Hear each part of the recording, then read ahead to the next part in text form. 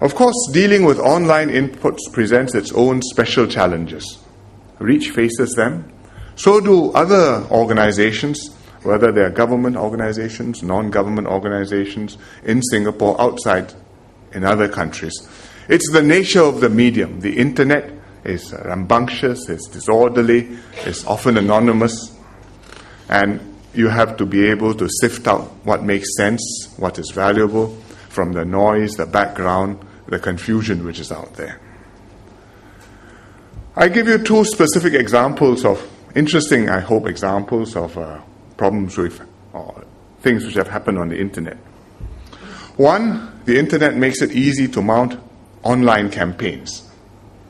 So when we make decisions and we evaluate the emails or the postings, we can't just count up how many we received, plus so many, minus so many, and therefore the pluses have it or the minuses have it. You have to make sense of what comes in. Take, for example, last year, during the Aware saga. The battle was in the newspapers and also online. And I received many emails from the opposing camps.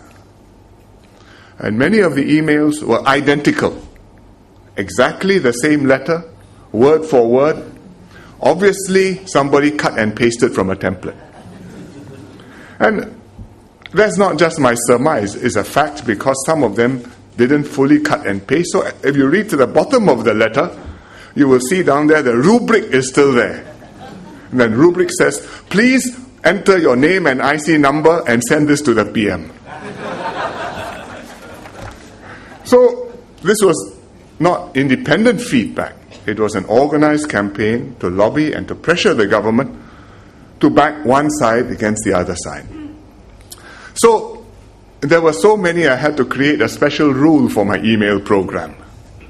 So that when the emails came in, the rule says, ping, I recognize this one, put in a special folder by itself, so I can continue to do business with the rest of the mails which come in. So that's an example where you know who is sending the emails. At least I imagine most of the names were real. But it was an organized pressure campaign. There are also those where you don't quite know where the mails come from.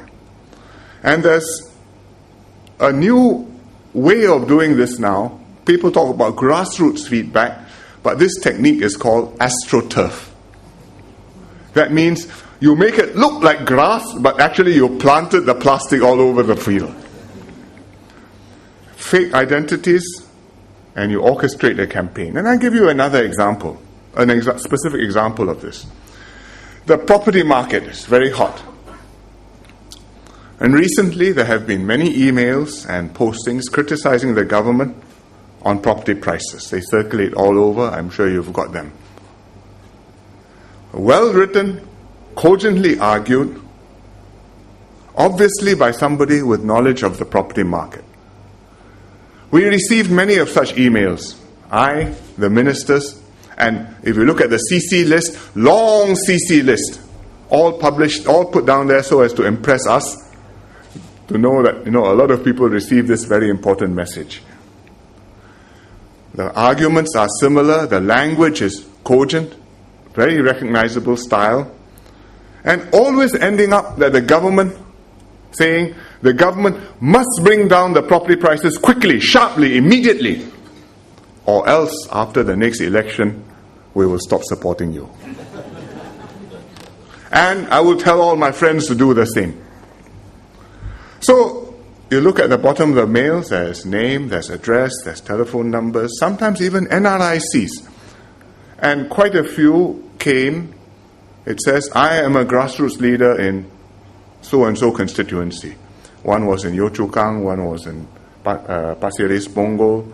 I have been a grassroots leader for so many years. I am in this zone, and so on and so forth.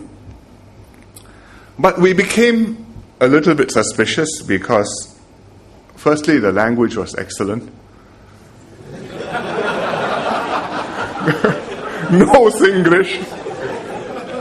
Secondly, the tone and the content was very consistent. So we replied to these emails. Service standards, you must always reply. And we invited the writers to come down to meet us in person to discuss their concerns. They never turned up, never responded. So we decided to check the names and the IC numbers. They were not real ones. And when they said there's a grassroots leader, we decided to ask the grassroots advisor, did you know your grassroots leader is writing such letters? So there were two possibilities. One, they said, yes, there is somebody who is like this, but he doesn't write letters like this because he's Chinese educated.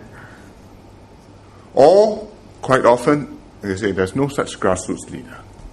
So I don't know who was behind this campaign, but this was clearly not a straightforward feedback, consultation, discussion, dialogue, but a covert attempt to pressure the government, perhaps for personal benefit. And in the process also to confuse the public as to what Singaporeans think. We have to expect to see such astroturf from time to time.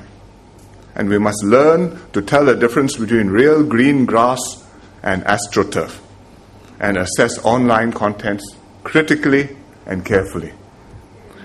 Government must be able to do that, and I think the public too must also be able to do that, because when you read postings on so many sites, Hardware Zone and so on, you must know which ones are real, which ones look real, which ones are too good to be true.